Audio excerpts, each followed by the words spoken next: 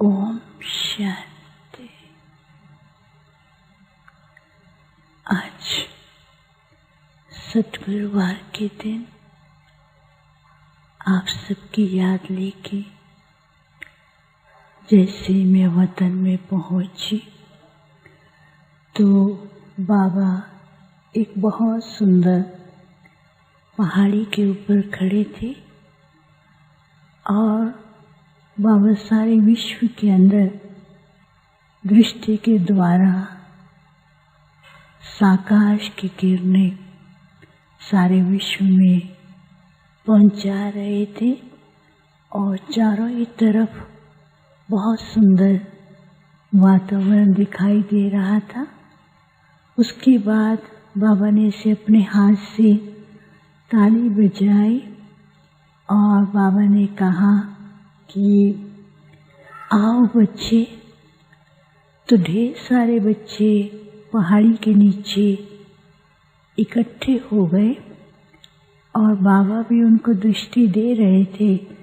बाबा की दृष्टि से हर एक के ऊपर कुछ न कुछ वरदान, लाइट की किरणें और सबका रूप जो है बहुत सुंदर दिखाई दे रहा था। तो फिर बाबा ने कहा कि बच्चे आप भी इस पहाड़ी पर आओ। तो बच्चे कहते बाबा ये पहाड़ी तो बहुत ऊंची है, हम कैसे आएंगे।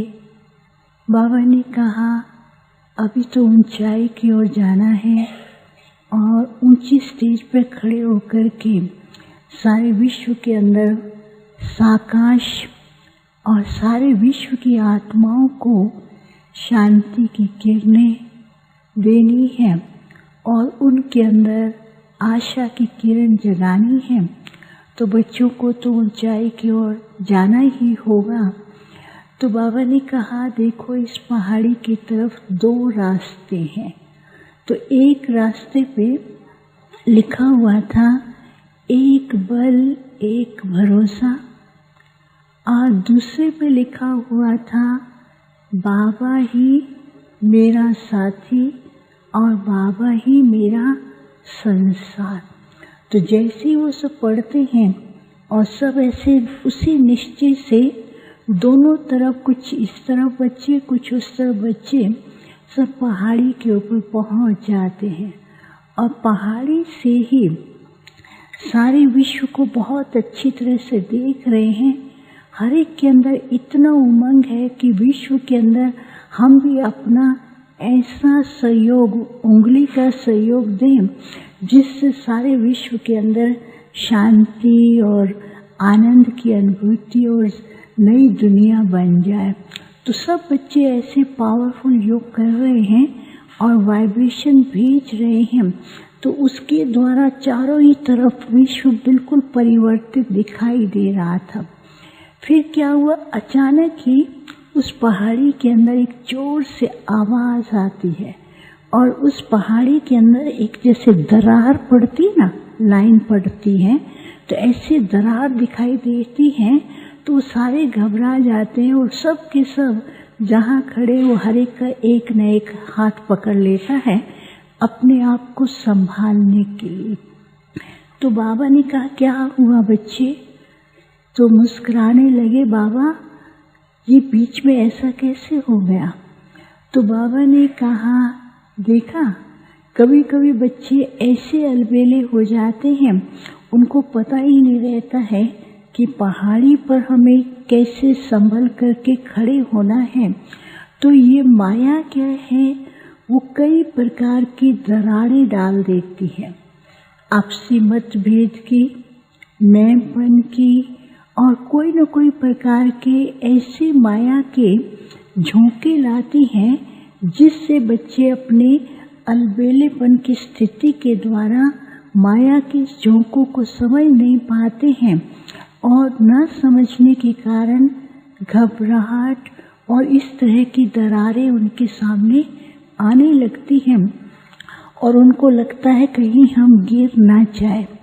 तो बाबा ने कहा एक तो अपनी ऊंची स्थिति पर रहने के लिए अपनी अंदर की जो पावर है उसको विल पावर को स्ट्रॉन्ग करना है। दूसरा बाबा ने कहा कि अपने पुरुषार्थ के अंदर बैलेंस को बना के रखना है, और क्योंकि कभी तो एकदम ऊंचे चले जाते हैं, मैंपन के कारण अलबेले हो जाते हैं। और तीसरी बात बाबा ने कहा, जितना ऊंचाई की ओर जाते हैं तो उतना कंट्रोलिंग पावर भी हाथ में चाहिए, क्योंकि बच्चे जो हैं अपने अंदर इस कंट्रोलिंग पावर का भी बैलेंस नहीं रखते हैं। तो मैं सोच रही थी बाबा कंट्रोलिंग पावर क्या? तो बाबा ने कहा कंट्रोलिंग मीन्स एक तो अपने को अंडरस्टैंड करना। दूसरा बाबा ने कहा कोई भी इधर उधर के जो फालतू संकल्प आते हैं उन फालतू संकल्पों से अपने को दूर रखना। तीसरा बाबा ने कहा कंट्रोलिंग का अर्थ है कि एक बाप से ही कनेक्शन, और उस कनेक्शन में ही स्टेबिलिटी रहेगी, स्थिरता रहेगी, और जो भी शुभ संकल्प करेंगे वो संकल्प साकार भी होगा और उसकी अनुभूति भी होगी। तो बाबा बता रहे थे अभी जितना ऊंचाई की ओर जा रहे हैं उतना माया के तूफान झोंके भी जोर से आते हैं। जैसे ऊंची पहाड़ी पर खड़े होते हैं तो कभी तो हवा का झोंका तेज आता है, कभी ऐसा भयानक रूप भी दिखाई देता है। तो बाबा ने कहा ये आ रहे हैं स्थिति को मजबूत करने के लिए, लेकिन बच्चों को घबराना नहीं है। तो बाप के साथ एक कनेक्शन, और दूसरा एक बल एक भरोसे, और बाबा को साथी। तो बाबा ने कहा बस ये सोचो कि बाप के हाथ में हाथ देकर और बाप की छत्र छाया में है, तो ऐसा करके चलेंगे। तो फिर बाबा ने एक इशारा दिया कि आजकल कभी कभी बच्चों के अंदर आपसी संकल्पों के, अपने विचारों के कारण, मतभेद के कारण कई दरारें आती हैं। तो उस दरार को कितना भी आप करेंगे तो वो जो है पुरुषार्थ को ढीला करती हैं। तो बच्चों को जैसे प्रॉब्लम आई तो एक दूसरे का हाथ पकड़ लिया तो उनको सहारा मिल गया। इसलिए बाबा कहते बाप का हाथ और ब्राह्मण परिवार के स्नेह का जो सहयोग है वो बच्चों की स्थिति को ऊंचा बनाने में बहुत मदद करता है। इसलिए बच्चों को सबका संगठन मजबूत बना करके एक दूसरे को सहयोग दे करके आगे बढ़ते रहें तो फिर अपनी स्थिति को भी मजबूत कर सकेंगे। फिर बाबा ने सबको याद दिया, मैंने भोग स्वीकार कराया। बाबा ने कहा बाप को मालूम है कि बच्चे वर्तमान समय कितना अच्छा पुरुषार्थ कर रहे हैं। पुरुषार्थ के साथ साथ अपने ऊपर भी विशेष अटेंशन देंगे तो बहुत अनुभूतियाँ कर सकेंगे। फिर बाबा ने सबको याद दिया, मैं वापस आ गई। ओम शांति।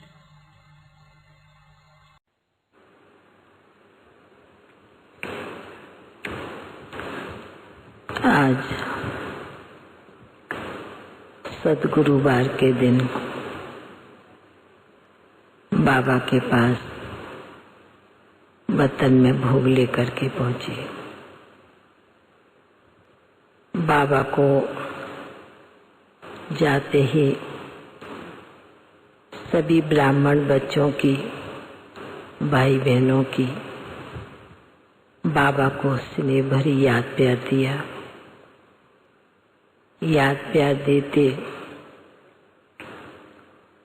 बाबा ने आज अव्यक्त लोक का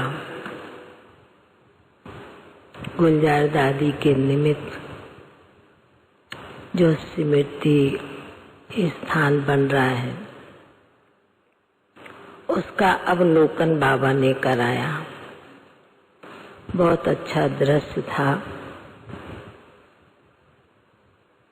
फिर बाबा ने एक दृश्य दिखाया कि बच्ची दुनिया में भक्ति में शिव के मंदिर के आगे जो नंदी बैठा हुआ होता है उसके कान में भक्ति में लोग कुछ न कुछ अपनी इच्छा प्रकट करते हैं, मनोकामनाएं उनको सुनाते हैं। तो समझते हैं नंदी को सुनाया तो शिव के पास वह आवाज पहुंच गई। तो बाबा ने कहा कि बाबा के पास में भी उसी प्रकार विशेष बहनों के संकल्प सभी टीचर्स बहनें आई हैं, इसलिए बाबा ने मर्ज करके सुनाया। बाबा ने कहा कि देखो बच्ची, पहले समय में कहते थे रोटी कपड़ा और मकान, अभी सभी लक्ष्य क्या लेके आते हैं, आने के पहले यही सोचते हैं घर अच्छा होवे, बर अच्छा है और वरदान अच्छा मिले। पहले वरदान नहीं मांगते हैं, वर नहीं मांगते हैं, पहले घर मांगते हैं। घर समझ गए सभी, सेंटर चाहिए, स्थान चाहिए। तो बाबा ने कहा कि इसलिए बाबा के पास कई बच्चों के, कई बहनों के इस प्रकार के संकल्प पहुंच रहे हैं कि हमें स्थान मिलेगा, घर मिलेगा, सेंटर मिलेगा, तो ऑटोमेटिकली बाबा है ही, वर है ही और वरदान है ही।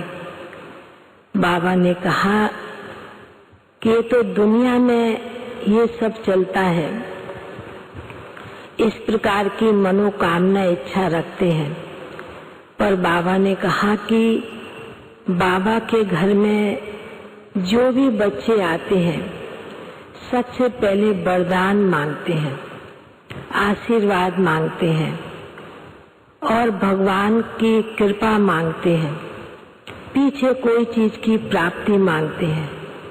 पर बाबा ने कहा कि बाबा देख रहा है कि चारों तरफ बच्चों का किस प्रकार संकल्प चलता रहता है। तो बाबा ने कहा कि इसलिए भक्ति में जिस प्रकार का यादगार बना हुआ है, पर ज्ञान में उसी प्रकार बच्चे चलते हैं, तो बाबा ने कहा वो बातें सिद्ध नहीं हो पाती हैं, क्योंकि बाबा के बने हैं तो सबसे पहले तो बाप का वरदान चाहिए। वरदान के साथ में बाबा ने कहा सब प्रकार की प्राप्तियां भी ऑटोमेटिकली हो जाती हैं। तो बाबा ने कहा कि आज विशेष चारों तरफ से बच्चों का एक ही संकल्प, एक ही आवाज, कई प्रकार की जो आशाएं लेकर के बच्चे पहुंचते हैं बाबा के घर में, वो बाबा सुन भी रहा है, देख भी रहे हैं। बाबा ने कहा कि समय के अनुसार बाबा हर बच्चों को हर प्रकार की प्राप्ति कराता है। बाबा ने कहा कि उसके ऊपर कि बाबा के घर में शुरू में जो भी बच्चे आए, सिर्फ उन्होंने बाबा का प्यार और वरदान ही मांगा और कुछ मांगा नहीं था, और उसी अनुसार बच्चे चले तो बाबा ने उन बच्चों को हर प्रकार से भरपूर किया, तृप्त किया, और बाबा भी उन बच्चों को विशेष रूप से याद करते हैं, याद देते हैं। तो बाबा ने कहा कि आज सद्गुरुवार के दिन बच्चों के कई प्रकार के संकल्प याद बाबा तक पहुंचती है, और बाबा भी समझते हैं बच्चों की यादें किस किस प्रकार की होती है। फिर तो बाबा के आगे कई बाबा के बच्चों की याद दी और बाबा ने भी उन भाई बहनों को बहुत स्नेह प्यार से मर्ज किया जिनकी विशेष याद दी और बाबा ने उन भाई बहनों को इमर्ज करते मधुबन का बड़े प्यार से भोग स्वीकार कराया। बाबा ने कहा कि बाबा के घर में बच्चे कई श्रेष्ठ संकल्प भी लेके आते हैं, पर बाबा भी अपने बच्चों का वो संकल्प पूरा करने के लिए बंधा हुआ है। ऐसे कहते बाबा ने बहुत ही प्यार से स्नेह के साथ सभी को भोग स्वीकार कराते, फिर मर्ज भी कर दिया और सभी बाबा के बच्चों को बहुत ही बहुत कहें याद प्यार दी बाबा ने और बाबा का याद प्यार लेते हुए नीचे पहुंच गए। ओम शांति।